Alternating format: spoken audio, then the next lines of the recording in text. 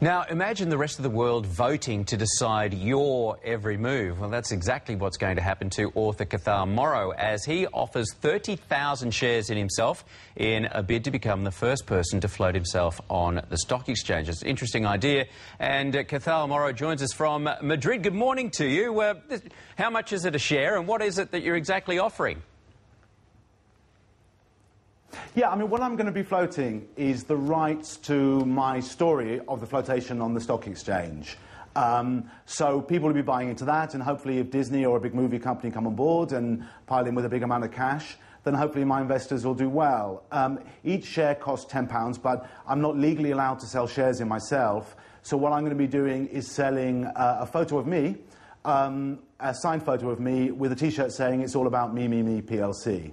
OK, which stock exchange will you be on? And at £10 a share, I guess, you know, a lot of people can afford to invest. Why would they? Yeah, I mean, initially I'm going to be going for London, I think, but I'm open to any market, really, Australia or Japan or wherever. I mean, there's a number of reasons why people want to maybe invest. One is maybe to make a bit of money, hopefully they will, but it's a lot more than that, really. What I'm doing with Me PLC is I'm making a statement. I think we're living in a world which is all about me, and we have celebrity culture where people are seen as being successful for just being famous, and we have a culture where lying and cheating is kind of acceptable. You know, the financial crisis that we're all living through at the moment is about me. Bankers and staff were saying, well, I'm going to look after myself. So I'm making a statement. It's a piece of art, really. It's a statement. All right, well, look, if I had shares in, say, Coca-Cola, you know, in theory, I've got some effect on the company, but not really. My voting block is so small. If I bought shares in you, Cathal, how much influence on you could I have?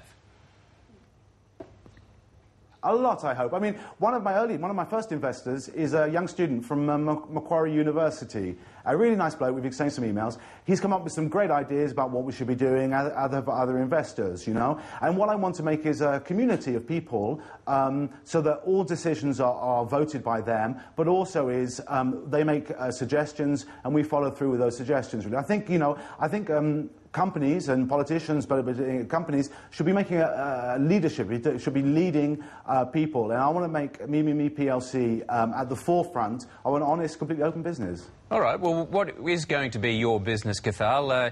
You know, I think people will find you engaging. They may want to spend the equivalent of £10 to get on board and buy a share in you. What do you stand for? What is your company going to do over the next 12 months?